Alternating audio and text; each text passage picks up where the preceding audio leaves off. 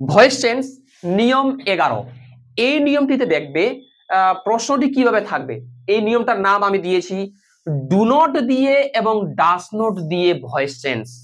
পরীক্ষায় পৃথিবীতে যত ধরনের ডু নট আর ডাস নট দিয়ে ভয়েস চেঞ্জ আসুক না কেন, এই নিয়ম দিয়েই প্রশ্নটি আসবে এবং এই নিয়ম দিয়েই উত্তরটি করতে হবে।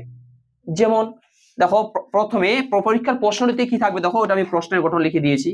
প্রথমে থাকবে একটা সাবজেক্ট, বুঝতে পারলাম, প্রশ্নটাতে একটা সাবজেক্ট থাকবে। তারপরে ডু নট ডাস নট, এই দুইটির মধ্যে একটি থাকবে। সাবজেক্টের পর হয় ডু নট থাকবে না হয় ডাজ নট থাকবে। তারপরে থাকবে ভার্বের 1 নম্বর ফর্ম মানে প্রেজেন্ট ফর্ম, এটা থাকবে। তারপর থাকবে একটা অবজেক্ট, বুঝতে পারলাম। তাহলে দেখো, এই ডু নট আর ডাজ নট দিয়ে যদি পরীক্ষায় ভয়েস আসে তাহলে উত্তরটি আমরা করব কিভাবে। দেখো, উত্তর করার নিয়ম, প্রথমে অবজেক্ট, তার অবজেক্টটা প্রথমে এই প্রশ্নের অবজেক্টটা নিয়ে আসতে হবে, তারপর একটা এম ইজ আর এর মধ্যে লিখতে হবে। আর এইটা দেখে, অবজেক্ট দেখে আমরা বুঝে যাব বা বসাবো যে এরপরে এম হবে না ইজ হবে না আর হবে। ওকে, তারপর একটা নট দিতে হবে, তারপর এই 1 নাম্বারটা 3 নাম্বার ফর্ম করার পর বাই, যদি যোগ্য হয় বা প্রযোজ্য হয় তাহলে বাই, তারপর সাবজেক্ট। যেমন আমি একটা প্রশ্ন দিচ্ছি, পরীক্ষার প্রশ্নটা কেমন থাকতে পারে, যেমন আমি দিলাম he does not like mobile game. দেখো, আমি একটা প্রশ্ন দিয়েছি তোমাদের যে he does not like mobile game, say mobile game পছন্দ করে না। এবার প্রশ্নটার সঙ্গে মিলাও, এটা দেখো সাবজেক্ট, তাহলে হিটা সাবজেক্ট। তারপর দেখো ডু নট বা ডাজ নটের মধ্যে একটা বসবে, তো এখানে ডাজ নট আছে। তারপরে ভি1 মানে প্রেজেন্ট ফর্ম, এখানে দেখো লাইকটা ভি1। ওকে, তারপর একটা অবজেক্ট থাকবে, এখানে দেখো মোবাইল গেমটা হচ্ছে অবজেক্ট। আমি কিন্তু বলিনি যে আমি যে উদাহরণটা দিলাম এইটাই পরীক্ষায় আসবে। উদাহরণ যত সব আমি 1 থেকে 11 নম্বর পর্যন্ত তোমাদের যতগুলো ভয়েস চেঞ্জের নিয়ম শিখিয়েছি, উদাহরণটা তোমাদের বোঝানোর জন্য দিয়েছি। পরীক্ষায় অন্য ফরম্যাটে অন্য উদাহরণ আসবে, তোমাদের মনে রাখতে হবে শুধু প্রশ্নের গঠন আর উত্তর করার নিয়ম, এই দুইটা তোমাদের ভালোভাবে মনে রাখতে হবে। তো আমরা উত্তরটা করব এখন। উত্তরটা করলে এই অবজেক্টটা প্রথমে টেনে এনে এখানে লিখবো আগে। ওকে, এখানে দেখো আমি প্রথমে লিখলাম মোবাইল। ওকে, মোবাইল গেম, উত্তরটা করছি কিন্তু। তারপরে তাহলে ওই অবজেক্টটা প্রথমে বসালাম, উত্তর করার নিয়মটা দেখো, প্রথমে অবজেক্টটা বসালাম, তারপরে এম ইজ আর এর মধ্যে বসাতে হবে। তো এখানে যদি আই হয় তাহলে আই এর পর এম হবে, এক বচনের পর ইজ হবে, বহু বচনের পর আর হবে। মোবাইল গেম এটা এক বচন, ওই কারণে আমরা এই ইজটা বসাবো, ইজ বসালাম। তারপরে দেখো এই লাইক হচ্ছে 1 নম্বর ফর্ম, এটা 3 নম্বর ফর্ম করতে হবে। তো লাইকের 3 নম্বর ফর্ম কি লাইকড। ওকে, তারপর বাই নিয়ে আসলাম, এই যে তারপর না নোটটা আমি দেইনি, ও নোটটা দেইনি, হ্যাঁ ইজটা করে একটা নোট দিতে হবে, এখানে নোট দিতে হবে, নট লাইকড বাই। এখানে নোটটা দাও, নোটটা আমি ভুলে গিয়েছিলাম, এই নোটটা দাও নিয়ম অনুযায়ী, যেটা নোট আছে না। তারপর ভার্বের 3 নম্বর ফর্ম, তারপরে বাই আনতে হবে, বাই নিয়ে আসলাম। তারপরে কি হবে, হি থাকলে হিম হবে। অর্থাৎ এক্সাম্পল আমি যেটা দিলাম এটা গুরুত্ব নয়, আমি প্রশ্নের গঠন এবং উত্তর করার নিয়ম কি দিলাম সেটা বড় কথা। দেখো, তোমরা কি বুঝতে পারলে আমি কি বললাম, বুঝতে পারলাম কি? এটা একটা ডাস নোট দিয়ে দিলাম। আচ্ছা, আমি যদি একটা তোমাদের ডু নোট দিয়ে দিই, ওটা করতে পারবে না? ডু নট, যেমন you do not know, KNOW know me. দেখো, এখানে একটা ব্যাপার আছে, you do not know me চট করে উত্তর করতে যাবে না, এখানে বুঝো। এবার আমি কি বলছি এখানে বোঝার চেষ্টা করবে। দেখো, you do not know me মানে তুমি আমাকে জানো না, কিন্তু এই প্রশ্নটা দেখো ডু নট দিয়ে। ওকে, প্রথমে আমরা আগে এই মিটা তো অবজেক্ট, এই মিটা আমরা এখানে লিখবো। তো আমি তোমাদের ছকটাতে দেখাইছিলাম, আই থাকলে মি হয়, হি থাকলে হিম হয়, সি থাকলে হার হয়।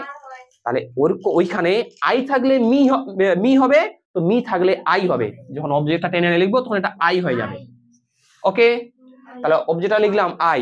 তারপর দেখো, তারপর এম ইজ আর এর মধ্যে এখানে কি বসাবো, এম, কারণ আই এর পর এম হয়, তাহলে আই এম বসালাম। তারপর নোটটা বসাতে হবে নাকি, এই নোটটা লিখলাম।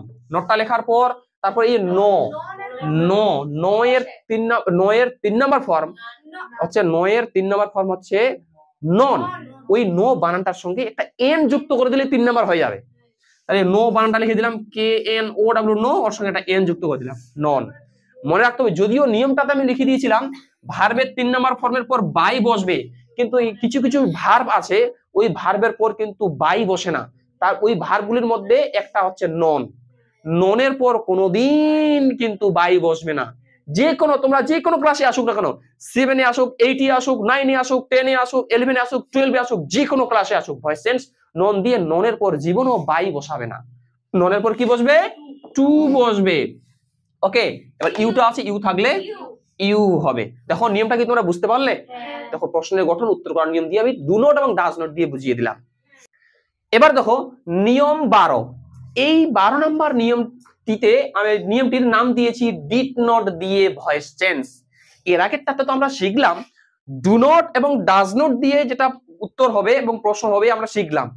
এখন আমরা শিখবো ডিড নট দিয়ে যদি ভয়েস চেঞ্জ আসে তাহলে কিভাবে উত্তরটা আমরা করব। দেখো প্রশ্নের গঠন আমি লিখিয়ে দিয়েছি। প্রশ্নের গঠন প্রথমে একটা সাবজেক্ট থাকবে, তারপরে ডিড নট থাকবে, তারপর ভার্বের 1 নম্বর ফর্ম থাকবে, তারপর অবজেক্ট। এটা প্রশ্নের গঠন মানে প্রশ্নটা থাকবে। আর উত্তর করার নিয়ম এই অবজেক্টটা প্রথমে লিখতে হবে, আর এখানে ওয়াজ ওয়্যার, যেমন এর আগেরটাতে ছিল ডু নট বা ডাজ নট থাকলে এখানে এমিজার হবে, আর যদি ডিড নট থাকে তাহলে উত্তরটাতে ওয়াজ ওয়্যার মধ্যে একটা হবে। ওকে, তারপর নোট দিতে হবে ভার্বের 3 নম্বর ফর্ম বাই সাবজেক্ট। যেমন আই বা দা মেন, আমি দা মেন লিখলাম, দা main did not, the man did not read the newspaper. দেখো the man did not read the newspaper, মানুষটি ওই খবরের কাগজটি পড়েনি। ওকে, তাহলে ডিড নট দিয়ে, তাই না? তো এটার উত্তর আমরা কিভাবে করব? প্রথমে অবজেক্টটা টেনে এনে লিখবো। অবজেক্টটা কি আছে? The newspaper, the newspaper লিখলাম, দা নিউজ পেপার। তারপরে এখানে ওয়াজ ওয়্যার এর মধ্যে একটা বসাতে হবে, তাহলে দা নিউজ পেপার তো এক বচন, ওই কারণে ওর পরে ওয়াজ হবে, দা নিউজ পেপার ওয়াজ। তারপর নোটটা দিতে হবে, এই নোট দিলাম, নোট। এবারে রিড, ইংরেজিতে কিছু কিছু কিছু ভার্ব আছে যেটার 1 নাম্বার 2 নাম্বার 3 নাম্বার ওইটাই, যেমন রিড রিড রিড, ওইটাই 1 নাম্বার, ওইটাই 2 নাম্বার, ওইটাই 3 নাম্বার। আরো আছে সেট সেট সেট সেট, আরো আছে কাট কাট কাট কাট, এরকম অনেক আছে যেটা 1 নাম্বার 2 নাম্বার 3 নাম্বার ওইটাই। ওকে, তাহলে এবার কিন্তু রিড এর 3 নাম্বার ফর্ম রিড বসালাম। এবার বাই আনলাম, বাই এনে সাবজেক্টটা কি ছিল? দা মেন, দা মেন ছিল না? দা মেন লিখে নাও লিখে নাও লিখে নাও, দা মেন, এই যে লিখে নাও। উত্তর হয়ে গেছে আমাদের, লিখে নাও। এবার দেখো আরেকটা উদাহরণ দিচ্ছি যেটা তোমাদের টেস্ট বইটাতে দেওয়া আছে, lesson 3 the passing away of Bapuji নামে তোমাদের যে গল্প আছে ওইখানে দেওয়া আছে এটা, they did not make a sound, SOUND, they did not make a sound, এইটা দেওয়া আছে তোমাদের টেস্ট বইয়ে। দ্য পাসিং অ্যাওয়ে ও বাপু গল্পটির প্রথম ইউনিটে দেওয়া আছে, শেষের লাইনটাতে দেখবে, শেষের উপরের লাইনটাতে দেখবে এটা দেওয়া আছে they did not make a sound, এটাও তো ডিড নট দিয়ে ভয়েস।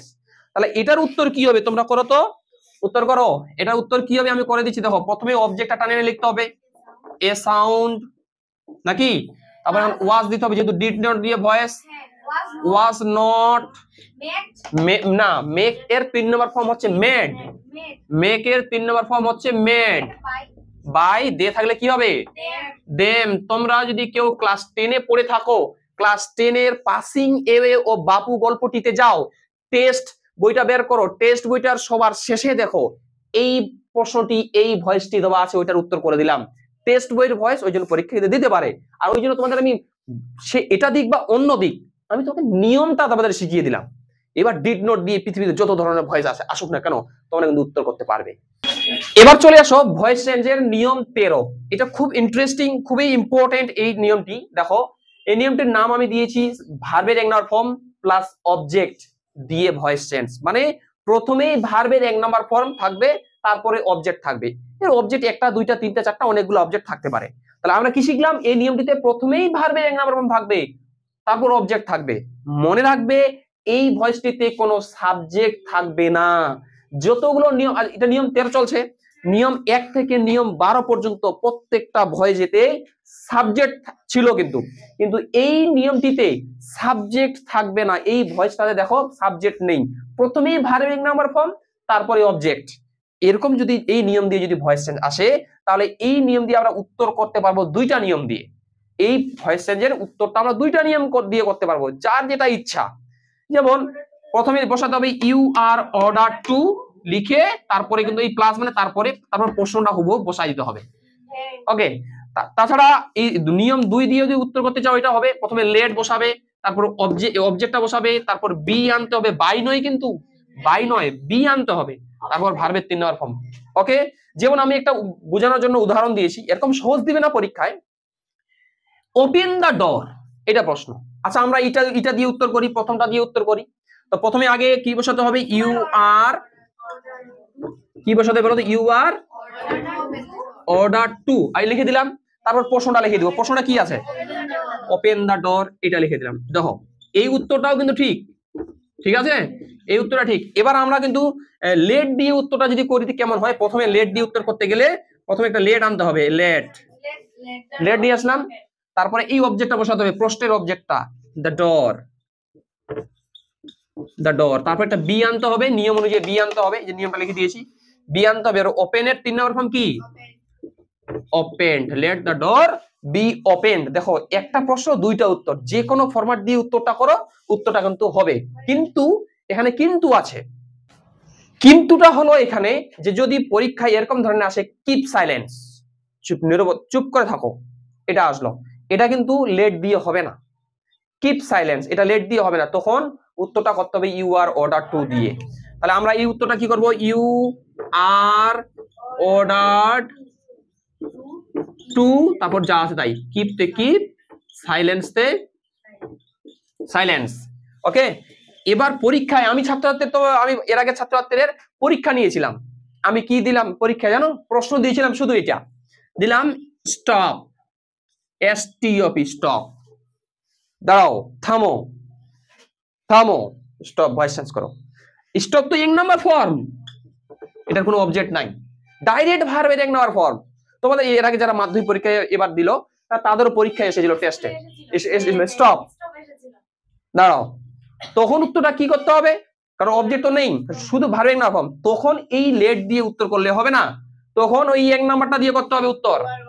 হ্যাঁ, উত্তর হবে কি, উত্তর হবে ইউ আর অর্ডার টু, তারপর যেটা প্রশ্ন আছে ওটা লিখে দিতে হবে, you are order to stop, ও you are order to stop, হ্যাঁ এসটিওপি, স্টপ, এই যেটা লিখে দিলাম, you are order to stop. এইভাবে কিন্তু উত্তরগুলো তোমাদের করতে হবে। এরপরে 14 নম্বর নিয়মটি দেখো, আমি কি দিয়েছি, নিয়ম 14, ভয়েস চেঞ্জ করার নিয়ম 14। দেখো এটা হচ্ছে প্লিজ দিয়ে, প্লিজ দিয়ে যত ধরনের ভয়েস চেঞ্জ আসুক না কেন, আমরা কিন্তু এটা এইভাবে উত্তরটা করব। আগে প্রশ্নের গঠনটা কেমন থাকবে, দেখো প্রথমে একটা প্লিজ থাকবে, কোমা থাকতে পারে, এখন প্লিজ থাকবে, তারপর ভার্ব নাম্বার ফর্ম, তারপর অবজেক্ট, মানে ভার্বের নাম্বার ফর্ম থাকতে পারে বা ভার্ব থাকবে এক কথা এখানে। ওকে, আর উত্তরটি কি করব, উত্তরটি করব প্রথমে ইউ আর রিকোয়েস্টেড টু বসাই দিব, ইউ আর রিকোয়েস্টেড টু বসাই দিব, তারপরে প্রশ্নটি লিখবো, কিন্তু প্রশ্নটিতে যে প্লিজটা থাকবে, ওই প্লিজটা লিখতে হবে না, শুধু কামিং। ওকে, তাহলে আমরা এই উত্তরটা যেহেতু প্লিজ, দেখো প্লিজ কামিং আছে, তাহলে আমরা এই প্লিজটার পরিবর্তে আমরা লিখে দিব ইউ আর রিকোয়েস্টেড টু।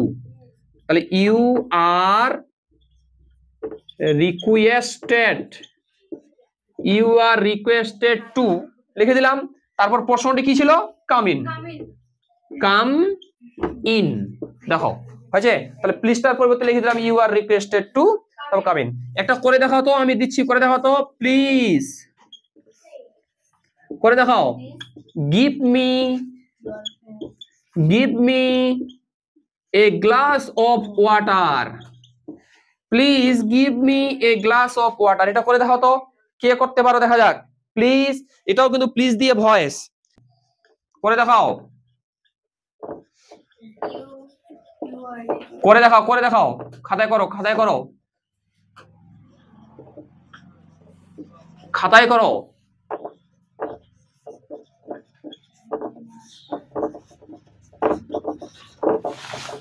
খাতায় করো উত্তরটা। দেখো আমি প্রশ্ন দিয়েছি please give me a glass of water, হয়ে গেছে হয়ে গেছে প্রশ্ন হয়ে গেছে। আর উত্তরটা হবে প্লিজটার পরিবর্তে দিতে হবে ইউ আর রিকোয়েস্টেড টু, তারপর প্রশ্নটার পরে প্লিজটার পরে যেটা প্রশ্নটা লেখা থাকবে টোটালটাই বসাই দিব। Give me a glass of water, a glass of water. এই হয়ে গেল ভয়েস চেঞ্জ করার নিয়ম।